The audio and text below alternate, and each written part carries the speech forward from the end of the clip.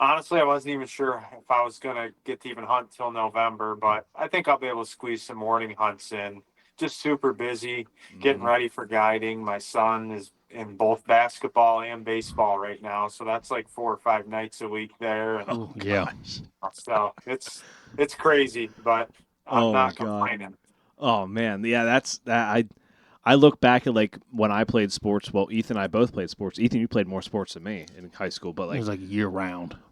if I was going back now, I probably wouldn't play any sports. I'd probably just focus on hunting the way I am right now. But like also, I think sports really shape an individual into who they are. Like I'm sure it's going to shape your son into like a man at one point because like you know you're trying to do as much as you can, but yet also there's a coach that you hope can do it the right way as well, right? Absolutely.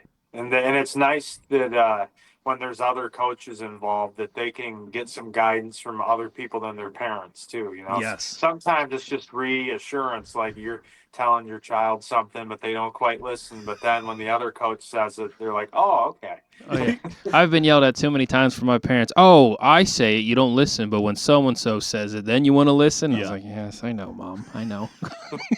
Yeah, I was talking to an old buddy from high school the other day, and we were talking about how like you send your kids to daycare or like to school, they're like the perfect angels at daycare and school.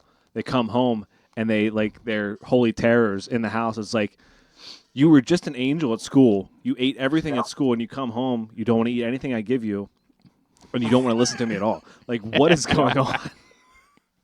Yeah, they know they can get away with a lot more with their parents than in school or daycare. Yes. They're smart. They know those things. Yeah, they know very well. And my daughter, I think, is learning that very quickly, Is she? and she's almost 2. So, I mean, I think oh gosh, yeah. Good luck. That's all I I'm gotta just say. hoping we don't have I mean, it's okay if we do have like another daughter, but like if I'm like the only guy in the household, it's gonna be rough. Put it that way. You Like you are always welcome to come to my house as needed. It's hunting fine. will be my legit escape from everything. I hear you. Like I need to leave. So, Steve, it's been about almost a year since you've been on the podcast. Your last one you were on was February 23rd. I just looked it up. It was like episode 1 something. And we covered like the rut type time frame because that's really when you guide is that Hmm. time frame. So like we're going to dive into that because this episode will be released, what did I say, October 28th time frame? Yeah, end of October, Yeah. Halloween-ish. Yeah. So like that pre-rut time frame, that hot time that everyone really starts getting in the woods and finds those fresh scrapes, all that kind of good shit. Sure. But before we get into that, Steve, do you want to introduce yourself just a little bit for the listeners who don't know who you are, if they're living under a rock or something like that? Yeah. Yeah. So pretty much everyone knows me through social media and my business called Sherk's Guide Service. I do guided whitetail hunts in northwestern Pennsylvania. I've been doing it, geez, I don't know, 12, 13, 14 years now. I mean, I'm losing track, but I do all public land mountain deer hunting. So I'm kind of like one of a kind. Definitely not bragging, but more like some people are like, you got to be crazy doing what Mm-hmm. you do. And I mean, it's probably not like, your typical Iowa hunt or your Iowa or Midwest outfitter. Like, this is real deal Pennsylvania big woods hunting. So kind of in a league of my own, but it's went really well for me. I mean, I've learned more from this and probably ignited my passion more from guiding and just, being so involved in hunting that it's just made me a better hunter and just more of a lover of the sport overall. So it leads me into a lot of these podcasts and situations like this where I get to chat with great guys like you, and I've met a ton of great people through Mm-hmm. it. So I'm just certainly blessed to say the least. Yeah, it's we've heard of you from 4 years ago is when we first heard of you, and we're like, Mm-hmm. we probably maybe should have this guy on the podcast It here. seems Talk like he about, knows what he's doing, He right? seems like he has kind of an idea of what he's Yeah. doing, pick his brain a little bit. But like, you guide in the big woods. You don't have to tell us where, all that kind of stuff. It's just a big woods, big terrain. What's the elevation like out there? Because up where I used to hunt, it's like the max was like 2,100 feet, Something I like believe, that, elevation wise. Yep. No, that's very similar to where I'm at. We don't we don't compare, like I'm in the more of the Allegheny Mountains, and a lot of the mountain hunting in Pennsylvania is considered Appalachian Mountain. They're a lot steeper, I think, and they get a little higher. I know when a lot of people come here, they always say, geez, I expected the mountains to be much steeper. We don't have a lot of steep terrain. We don't have a lot of rocky type stuff or laurel. I mean, we have a little bit of laurel, but it's more just like a lot of hardwoods. There's a lot of logging in that here too, but it's just typical mountain hunting to me. Just a lot of ridges and that type of stuff. Okay. So when you're going in this piece, what is there something particular you look for? Like, let's say if you find that rocky type area or laurel type area, like, is that something that draws you in? Is there something that you look at on a map and like, man, I gotta hit this area up to go and check that Yeah, out? I mean, I've been saying this more and more. I do hardly any e-scouting Okay. anymore. I'm not against it, but like Mhm. everybody's doing it and looking for Mhm. the same things that I'm almost all boots on the ground. But I'm looking for similar things. Like I really study the forest floor a lot. Like I'd love to find a lot of understory regeneration. That's 3, 4, 5 foot high that can't be seen. From satellites. I really focus a lot on that kind of stuff in Mhm. more remote areas.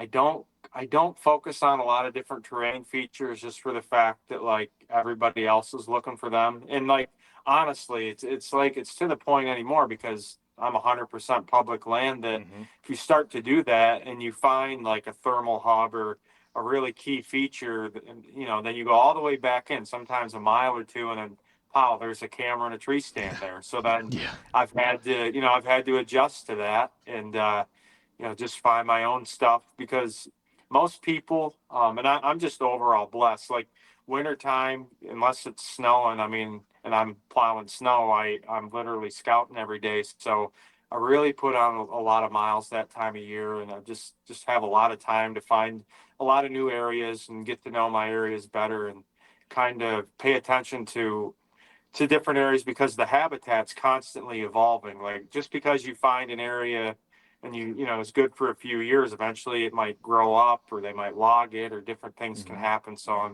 I'm constantly, keeping tabs on everything here. But yeah, I'm all boots on the ground. Okay. And there's really no rhyme or reason or method to it. Like there's a lot of time wasted, sort of too. Like there's a Yeah. lot of days I don't really find much that way.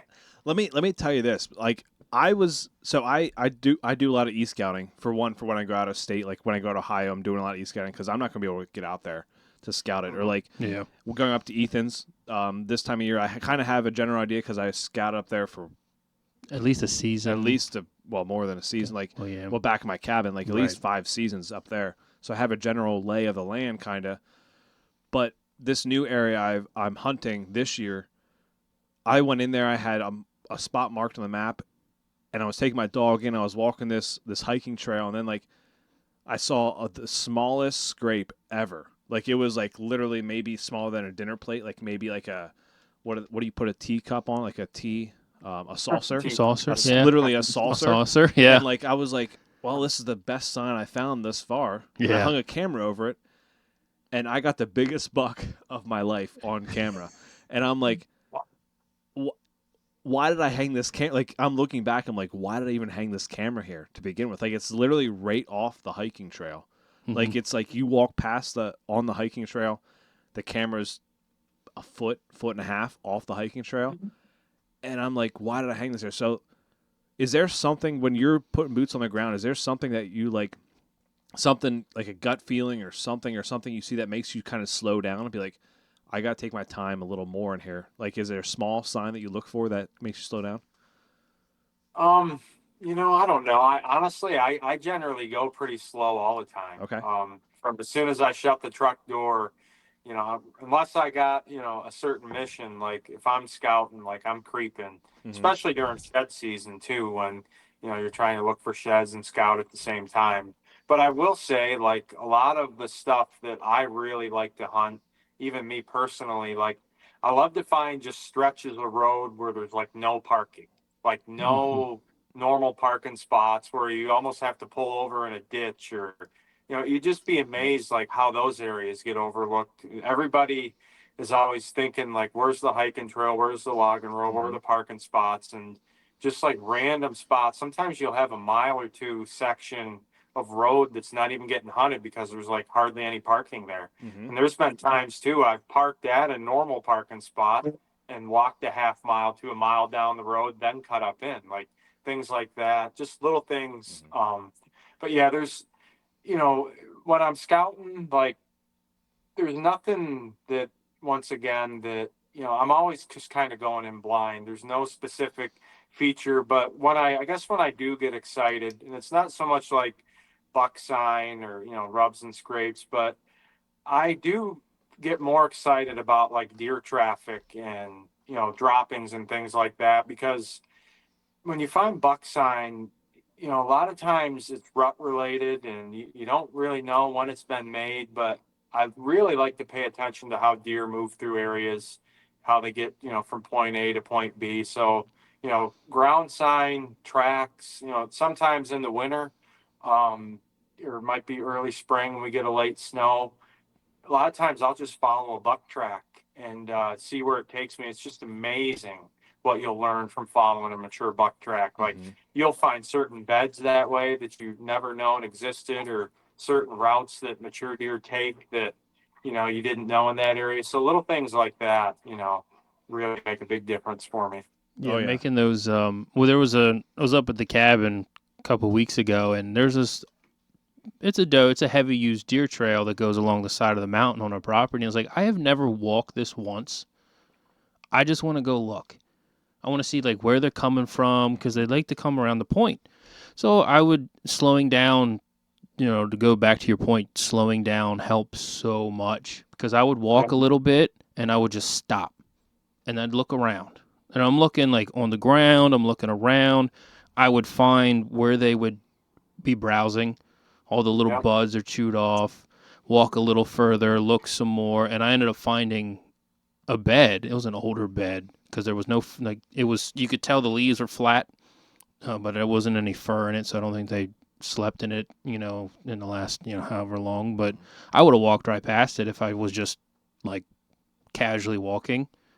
So if you really slow down and look at ground level, there's so much that probably a lot of us miss, even just walk. Because I guarantee you I've walked past the sheds. I guarantee you I have. I know, because like how is this bright white? Or, I mean, some of them are bright white. Some of them are, like, look at the leaves, really. I'm like, how do you miss it? It's this pointy thing that sticks up, and I guarantee you miss so many. And one thing I'll mention too, maybe something I do pay a lot of attention to is, when I'm putting boots on the ground and I'm finding, a lot of little saplings that are getting browsed and, nipped off. And then when I start to see a lot of droppings, and then if there's also like a good security cover within, like that's how I found some of my best bedding areas, because I say this a lot, and there's probably going to be people that say, "Yes, Steve, you've said that before," but I'll say it like there's more feeding in bedding areas than what most hunters imagine. Like those bucks usually aren't just laying there and then eating after dark. Like they'll lay in a bed, get up and browse, maybe go 50 or 100 yards, lay down again, get up, browsers, like that routine, and usually just deer droppings all over the place in those areas. And you see like this little sapling's nipped off and this little plant's been nipped off. So like those little signs, and paying attention to those little things, like that's how you can get into some really good buck bedding, and look for that kind of stuff. Like those little signs really make a difference. That definitely is something that I've, like, the last year and a half, that's something I've really been paying attention to, is like the nips of the top of like the green briar or any kind of vegetation coming out the ground that it's not very thick in there, but like you can see a deer trail and you see just some greenery right beside it, and you like look at that. It's like, okay, they're eating this. They eat that last year. Most likely they'll eat that again this year if they're coming through there. And like with the trails, I 100% agree with that. Like for the deer, the new area I'm hunting this year, I'm not hunting this specific deer. Like I'm not to that level yet where I want to hunt one deer yet. I'm just not there yet. Yeah. I feel like I I just want to just shoot some deer with my bow first before I get to that level of things. But like following deer trails, I found more joy in that now doing that. Like just walking deer trails out, like and this one trail, like I follow right to a white oak flat, and it's like, there we go. There's feed right there. Mm-hmm. And I jump a buck when I go scout there, and I have 2 doe just stare at me like I'm literally underneath the feed tree. Like the first time I ever found an actual quote unquote feed tree, I'm right underneath it. I'm like videotaping it because I'm getting a self-filming this year. I'm like videotaping it, looking up binoculars, like seeing if there's any acorns in there that are gonna fall. And then I look behind me and like there's 2 doe just like staring at me, and I imagine they're doing. imagine they're judging me so harshly. Like, what is this idiot doing, filming and talking to a GoPro? Yeah. Like, what is he doing? We want to eat. Get out of the way. Yeah. But like they didn't blow, nothing like that. Now that was as we were recording this on October 3rd. That was last weekend before hunting season comes in. Now I guarantee you the 5th comes and I walk in that same area, those doe are going to be gone because they just know that it's hunting season, right? Yep. Yeah, that's a good point too. Like a lot of people have asked me, why do you think a lot of mature deer start to go nocturnal right around the Pennsylvania archery season? You start to see it usually like mid-September.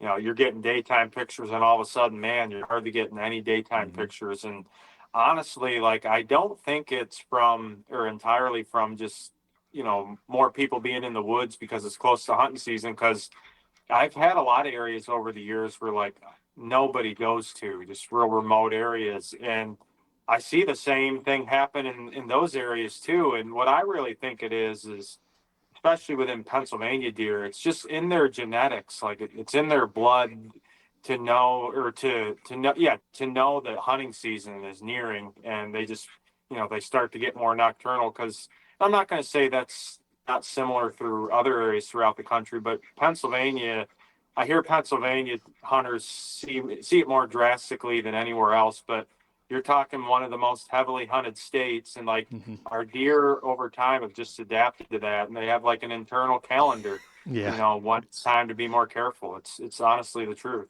It is. I mean my cameras the last weekend I checked it, there was still some daylight action, but like the one I was after, like August 29th was the last day I had a picture of him on 3 cameras, and he's going downhill, and I guarantee I know where he's going. He's going to a piece you cannot hunt. So he's going to that piece, like that's the He knows the direction he's property going. line. He Yeah. knows where the private is. I think 100%. I think deer know that.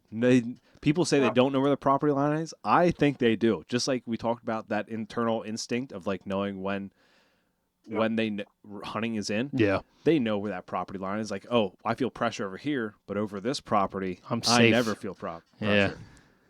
Yeah, and absolutely just the fact of like there hardly ever being any ground scent in that private area, but they come out of there and they'll catch some human scent. Like it's easy for them to pick up on those kind of things too. And you got to remember too that they're monitoring more with their noses and not so much like looking around for hunters. Like, okay, I'm smelling human scent here consistently. I'm smelling it here fairly often. Like they're in their brains internally. They're documenting all that stuff, and then they're working around all that. So, that makes a lot of sense. The one thing that I've listened to, I listened to Jake Bush on a few episodes, and he's been hunting near like hiking trails more often because like deer will get used to that. Like mature buck might get used to that. Have you run into that? Any chance? I'm not afraid to hunt by hiking trails. I don't want to say though that when I'm on those trails that the deer are just looking at me walking by them, but I think you can get away with a lot more, especially your access. Like, there's probably nothing wrong with setting up 20, 30 yards off of one of those trails as long as, you don't expect people to be on it all day. Because deer are definitely conditioned to the fact that there's constantly human scent there. Probably 90% of it is never a threat. So I do think you can use them for access. I think you can hunt near them. But I will say in gun season, I've been walking those trails and bump a big buck, and he spooks just as good when I'm on that trail as if I was just walking anywhere else. So, it's access, I would say, hunting at, it's probably not going to make a difference if you're setting up right on the trail. Yeah, I down near us right here on state game lands, it gets heavily pressured, but yet also it's heavily pressured by just dog walkers, hikers, joggers, bicycle riders, horsebacks, all that kind of stuff. The horse. Yep. It's And always a horse. I've scouted a lot of time on these pieces down here, and I've found a lot of beds like literally they're like 5 yards off the hiking trail, like in thick laurel, like it's just they're right by the trail. Yeah, Like and they just sit there and watch you. Yeah. Like, yep. As long as you stay on where I know you're going to walk, mm-hmm. I don't need to move. Yep. And they don't. Yeah. I not to interrupt you, but I had a spot once because we have a lot of oil activity here, a lot of oil wells, and there's what they call well tenders that they turn the wells on every day to pump the oil, then they'll go back and turn them off. Well, I had a spot once, it was like 40 yards beside this oil well, and I can remember many times like being in my stand and deer would be around, and the well tender would even get out of his truck, turn the well on, deer just looking at him, get out of his truck and leave. And so I'm like, you know what I'm going to do? I'm going to set up right beside that oil well, just on the ground, and they're going to think that I'm him and I'll be good to go. Well, honestly, that didn't work. And you would think it would, but to get even more factual is I truly think that they could tell the difference. They probably knew what he drove. There's probably certain times a day that he did it. And when they sense that, that just doesn't seem right. Yeah. I don't trust that guy there, but I trust the other one that I've seen there 100 times. Like, it's those little things that can make a difference, They probably he has a unique smell. Even then, Yeah. they're like, oh, I know this smell. Yeah. This is a safe smell. I know he's just here to do whatever he has to do, and then he leaves. I don't have to worry. And then you're there. You're like, this guy smells different. I don't like this. Yes. Well, I was going to say, they've gotten my smell before, and a few times it didn't go too well for them. So. Yeah. I thought I heard like there was a study out like that when we're hunting something, you got to figure like deer are used to getting this pheromone from like coyotes or something like that. Like they can smell a predator, right? Like we kind of give off when we're hunting. Our body knows that we're hunting, so it probably gives off this pheromone that like, okay, this person is hunting. So it's kind of like we are a predator at that point. So I mean, it makes sense that we have a different smell like than a Joe Schmo hiker who is just literally out there hiking. Like we smell different. So like when I'm walking into this piece that I'm hunting opening day and any other time, like hiking trails, like I'm not even going to try and be quiet. Just literally just walk like I'm hiking and just walk through it. Yeah, exactly. No, it all boils down to, like I said, there's no way you're going to be able to mimic, a hiker or a well tender and be able to try to like fool a deer. But to a certain extent, I mean, you can use those routes and use that access because there's always human scent there, but you're not going to fool a deer. There's no way to fool a deer thinking that you're a hiker or something like that. Yeah. I'm for sure of that. Yeah. So we broke that down. Now, in this time frame of October 28th to November, November 4th, something like that? Something like that, The time frame that this is releasing, in that pre-rut time frame, what's like the go-to kind of spots that you're setting your clients? What kind of spots do you set them to? Like, do you have pre-hung stands already, or do you have them like, okay, you have a mobile stand going here, you have a climber going here? Like, what kind of spots are you sending them to hunt the rut? Yeah. At that period, we're kind of in like a close to transition. I see a lot of seeking, a lot of cruising at that time, but then you're also going to start getting some does and heat as we get into November. So it's probably like a combination of hunt and travel corridors. And some of these travel corridors, like I always say, like are just traditional spots. I don't even have to go in and check a camera and be like, hey, there's been bucks through here recently. It's just like, given the time of year, and if we have the right weather conditions, I guarantee in a 3 or 4 day stretch, and that may not sound like much, but in a 3 or 4 day stretch, I guarantee a giant's going to come through here. Just a matter of waiting it out or hitting it at the right time. Mm-hmm. So we have a lot of spots like that at that time of year. Also, I'm paying a lot of attention to doe groups, hunting a lot of, feeding areas, doe bedding areas, but also paying attention to like hot buck sign in those areas, checking cameras in those areas.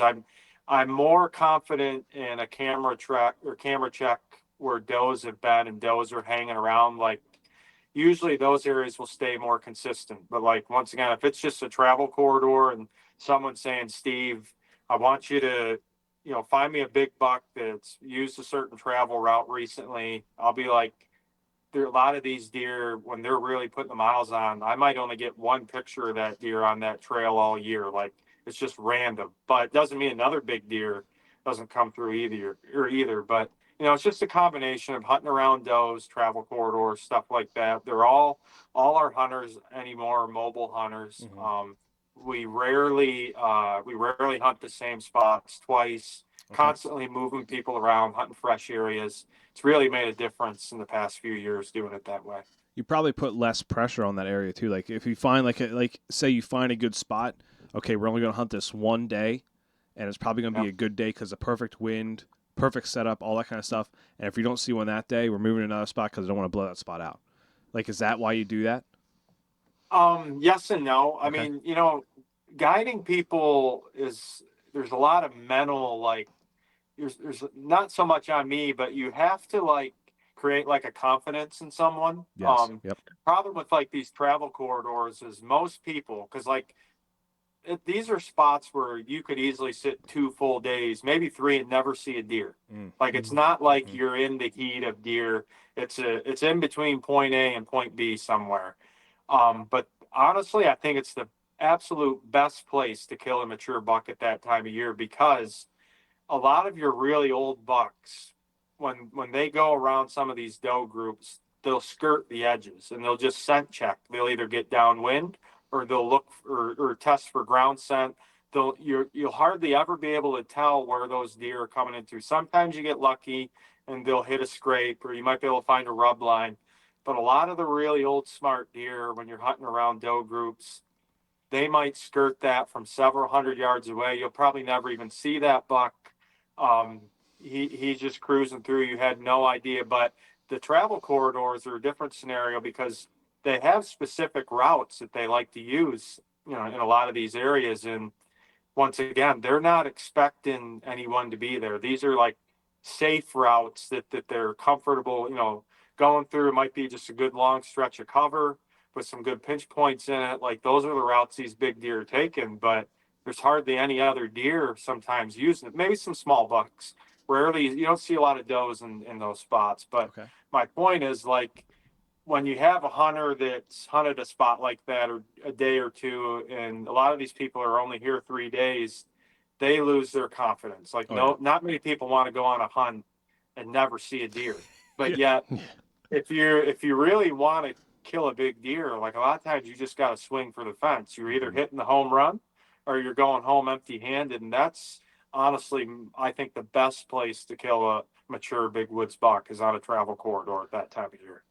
So go ahead. Would if say like okay, so in my scenario this year, I knew that was going to be the question. I have this spot up on top of the mountain, has a bunch of scrapes, bunch of rubs. Get it every year around this time frame. I know they come at night because I've gotten historical data at night, so I'm venturing outside of that now to go find where they're coming from or where they're going.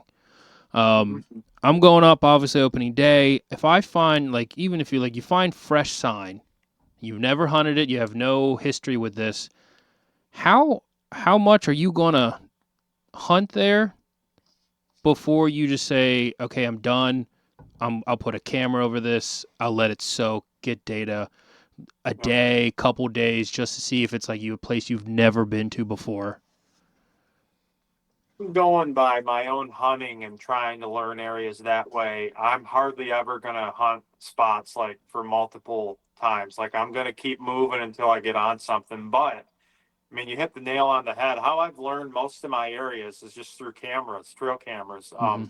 there's so many places out there like that look good, that have the sign, and you put a camera up and you hardly get any daytime activity. Yep. And some of these areas honestly are way back in too. Like I have a lot of spots where I'll leave cameras for like years. They've been sitting there. I just keep the batteries fresh, and like I'll get daytime activity in the summer, but then come hunting season, I don't get hardly any daytime activity. And a lot of that is just like a lot of these areas are real open woods.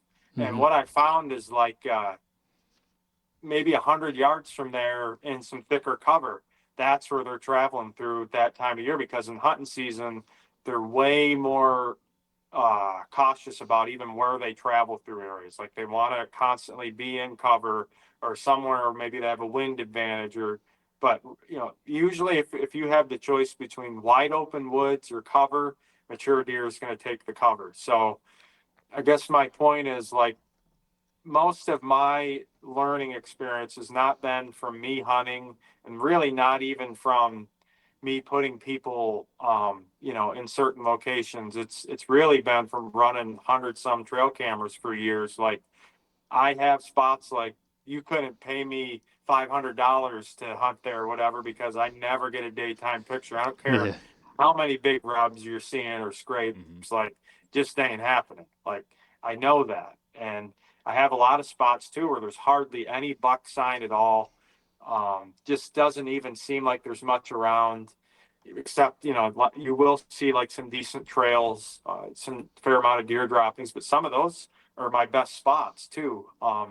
And sometimes that just has the reason why you're not seeing a lot of sign in those areas. It might be more like buck density related, where there might only be 20 deer in that square mile and 4 or 5 bucks. So there's not a lot of bumping into each other, having to make a lot of sign. They're able to spread out and have their own core areas to themselves. So there's different reasons, but overall, it's very hard to learn just by I'm going to sit here and wait, because a lot of times too, you hunt a spot and you're hunting a great spot, you're just not going to see deer every sit. But leaving that camera there for a year or at least half a season or full season, I mean, that's when you're going to get some serious information.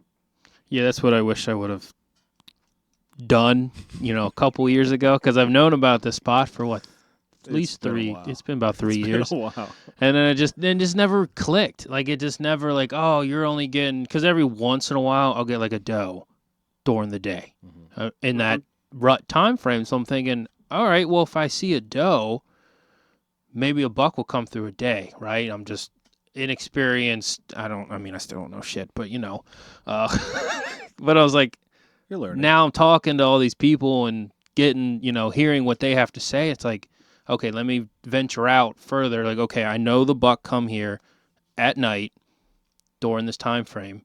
If I would just expand my reach, I could probably find out where they are during the day, or a general area at least, get some more cameras set up. And then, that's what I'll be doing opening day. I'll be basically scouting the morning, hunting the afternoon, opening day. Because my plans, like I said, have changed. I wanted to hunt the property, but like we talked at the beginning of the episode, all the deer just disappeared. Like they're just from the property, they're just gone. Like we pictures of a fox and a handful of turkey, and that's it. And there's no deer. They're all gone. So, Steve, with in regards to Ethan's question, they were all like at 11 o'clock at night, right? Like no, between 8 and 9 o'clock at night. 8 and 9. So a little earlier. So they're not that far from bedding then at that point. No, absolutely not. And it could be as simple as several 100 yards away, they might be daylighting. It might even be closer than that. It could just be, like I said, it could be a security thing where they're just not comfortable going through that particular spot, during daytime hours. Usually, when deer leave their bedding areas, at least does are always close to a primary food source. Like it's very easy to backtrack on does. Mature deer, sometimes that can be different. Sometimes they'll bat a mile or two from a primary food source, but still, I get very excited when I'm getting pictures within 1 to 2 hours, after sundown or before sunrise, and that always tells me like you're kind of in the ballpark. Like that deer's not on some 5 mile excursion. It's probably much less than that. And same thing, like deer, doesn't matter, buck, doe, mature deer, like they're constantly stopping, they're browsing, they're looking, they're smelling, you name it. So they're taking their time usually. And so even though you're potentially 1 or 2 hours from when that deer got up to bed or went to bed, that deer is probably taking its time in between. So you're probably pretty close. I would backtrack to that cut, because you said Yeah. the cut was like maybe, I mean, it was maybe like 300 yards from that spot. Yeah, it's not far, not that far at all. It's just the road. They'd have to cross the road really, and they don't. But it's an old, like, it's not like a primary road, like it's not like a blacktop road. No, it's just dirt road, logging road essentially. That you can drive on. That's it. Yeah, so I think that would be his best bet to back up. Go, honestly, just find the exits, find just trails coming out of that cut. Yeah, I think you'll be in it. I didn't realize it was 8 o'clock at night. yeah. That's actually fairly close. The majority of all the pictures were between 8 and 9 o'clock at night for the buck. Doe's just kind of scattered. I'll get them at night. I'll get them a day. That doesn't matter. But the buck I don't think I have any daytime pictures of buck. I only seen one buck during the day, rifle season, but it was a little spike. So can't really do anything with that. No, you can't. Yeah. So all right. So would you in this rut time frame, or would you be hunting higher or lower? Doesn't really matter. There's just travel corridors, right? Like that's the main thing that you're putting your clients on. Yeah, absolutely.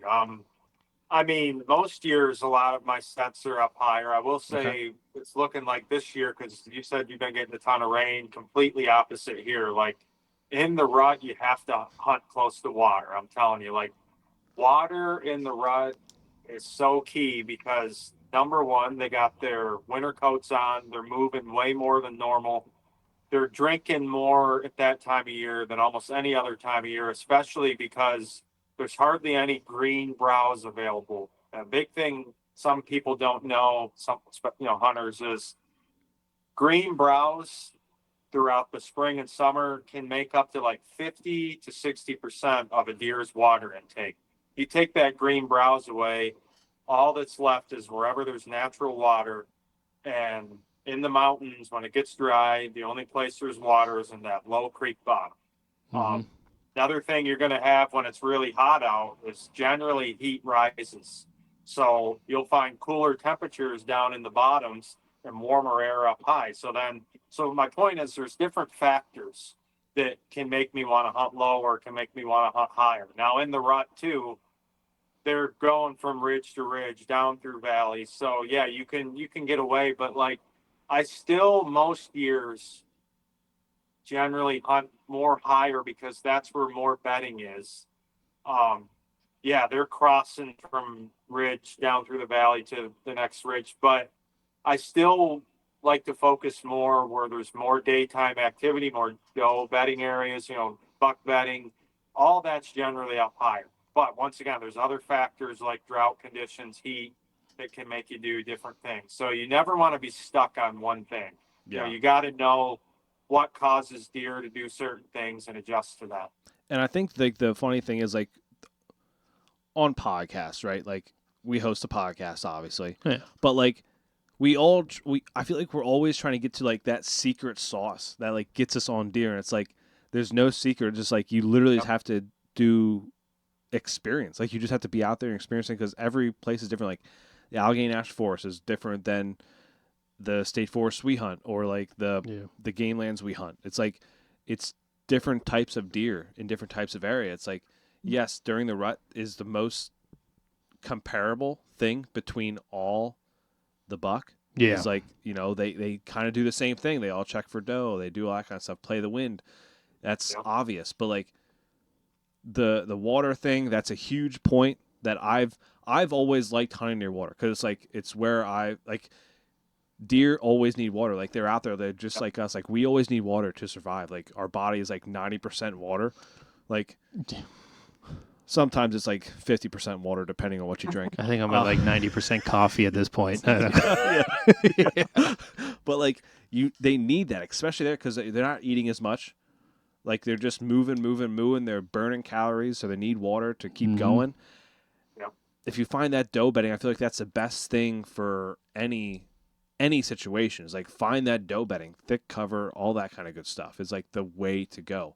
Like, you know, I don't know. I would love to give someone like a secret tip of like, you know, how to kill the buck of your dreams. Yeah.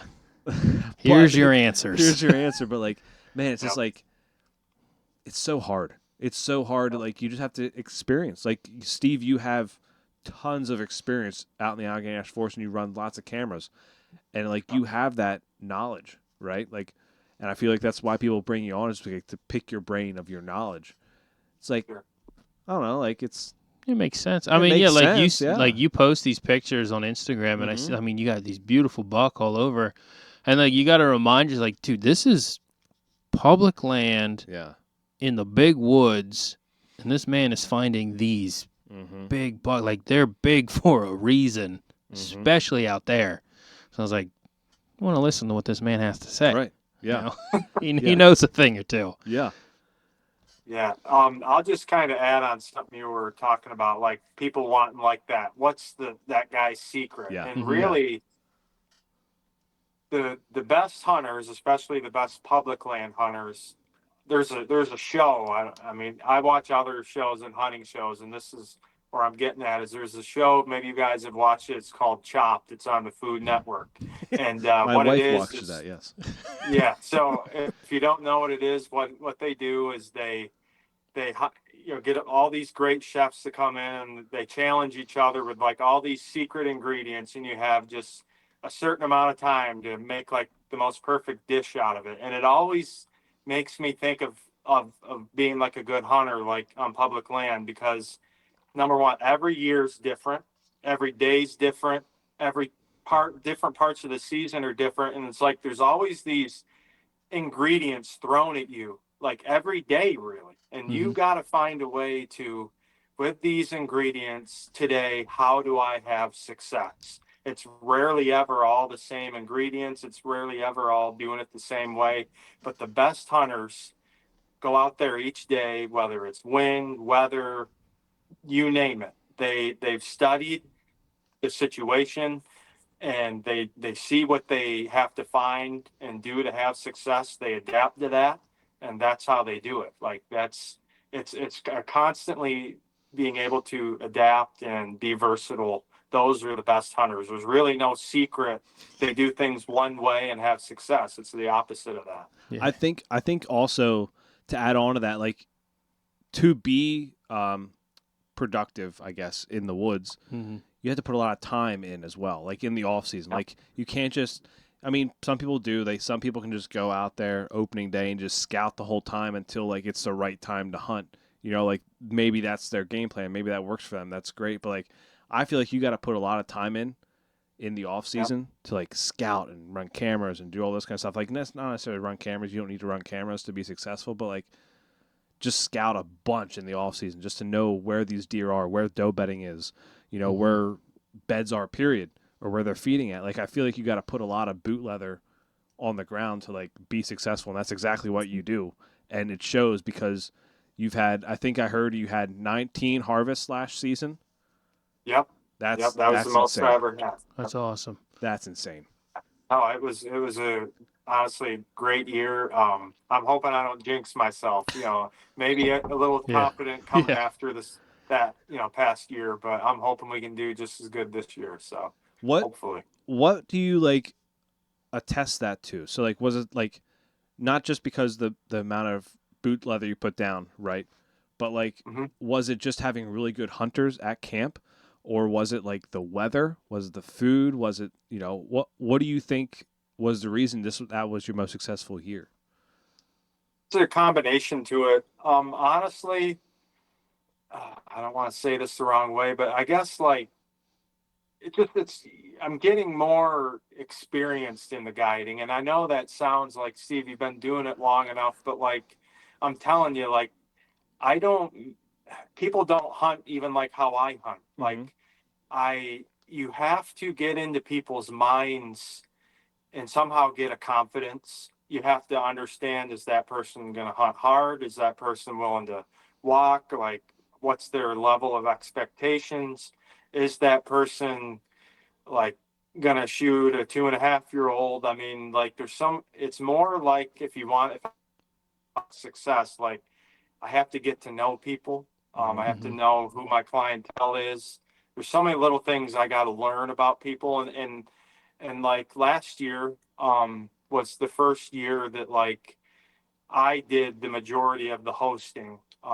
There's an Airbnb. I share the same driveway as one. I rented it. Most people stayed there, and like I was able to be in camp every night and like talk more because they used to stay at our other camp that my dad would stay, but it's almost 20 miles from my house. It's just too much for me to be there every night, and Mhm. I would just be calling on the phone every night. But like being able to deal with people face to face, like, and really get in their heads, understand who they are as a hunter and how they hunt, like that's really what led to that more than anything, honestly. Yeah, I can definitely see that. I mean, you get that camaraderie at camp. Like, you feel more confident going out there. Like, I know when we went to Illinois, like, being at camp, like, when you had all three of the guides in camp and, you had good food, you had the camp camaraderie type thing, Mhm. you felt more confident waking up. But, yeah, it sucked waking up early and it was 19 degrees outside, sure. Yeah, It sucked. But, yeah. but it was like, you felt more confident going out there. Like, you felt like, okay, that's going to happen today. And Yeah. like Yep. you don't see anything, and then like there's that one split second of seeing something. It's like, oh, your confidence is back up again. Like, I feel like that's what deer hunting is, like a bunch of downs with 1 second of ups. Yeah. Strike out 9 times to get one hit, and it's like, oh, this is awesome. What baseball game are you playing that you strike out 9 times? I was pretty good at baseball, just So you get 10 times at bat? No. Okay. Anyway, so what we were saying, no, but that goes back to the whole count because, I mean, that says a lot about even the clients that you had, Mhm.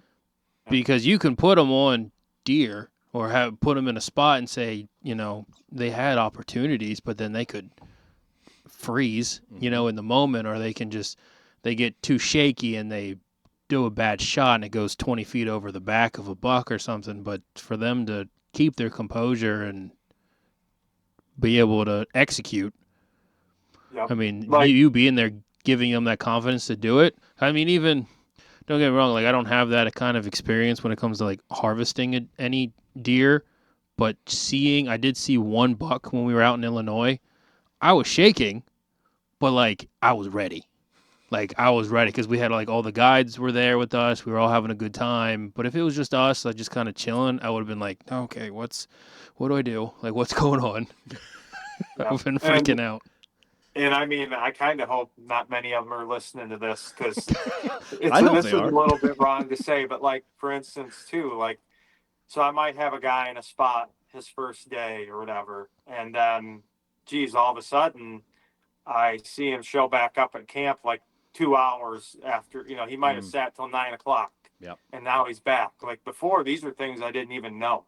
I wasn't even at the camp hardly. Maybe if like in a week's time I'd be there 2 or 3 nights, never in the day. But like now I'm monitoring too, like how hard's this guy hunting? Mm-hmm. Mm-hmm. Like, and my point is like I'm not going to give the best spot to a guy that's only sitting 2-3 hours a day. Right. And I mean, maybe that someone might say, well, that's wrong. That's not fair. But I'd rather give it to the guy that's going to grind his butt off for 8-10 hours a day, sun up till sundown. Like those little things I can see. And okay, is this guy a real serious hunter? And I'm not going to say you can judge a hunter based on how many hours he's putting in the woods. I mean, some of these guys too are older guys. They just physically can't do it. But still, like, I'm able to put the the chess pieces where they need to be put better by fully monitoring people and just understanding who they are as a hunter.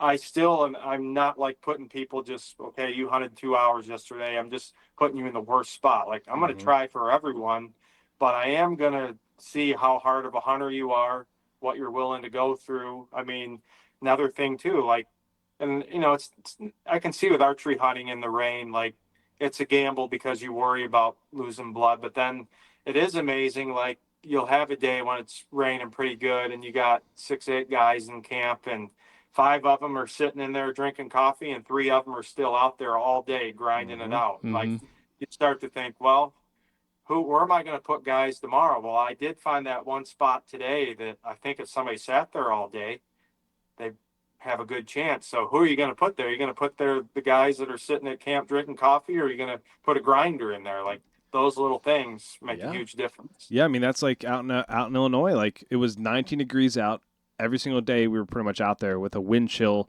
so it was down to like 9 degrees maybe. Yeah, I don't know. It was bad. But like it was late season hunting, and we hunted dark to dark. So like they drop us off, we'd hunt that stand from dark to dark, every single one of us. Yeah. And like they were like, we have people come out here that even during the rut, they don't even do that. And they're back by right 10 o'clock in the morning. Yeah. And then they're out in the stand again by 2. It's like we put like 60 hours of ass time in stands. Like they were so impressed by that. I was like, well, yeah, we paid to come out here. Like we're not going to just like not hunt. Like that's a lot of hours that we're missing in the middle of the day when you could have a mature buck just go out and feed or something like that. Like and you don't know when they're going to come out, when they're not going to. I mean, we learned near the end, like we literally could have slept in every day, not get to the stand until 2, 3 o'clock in the afternoon, hunted for about 2 to 3 hours, and then we would have saw deer. Like it would have made no difference, but we found that out the hard way.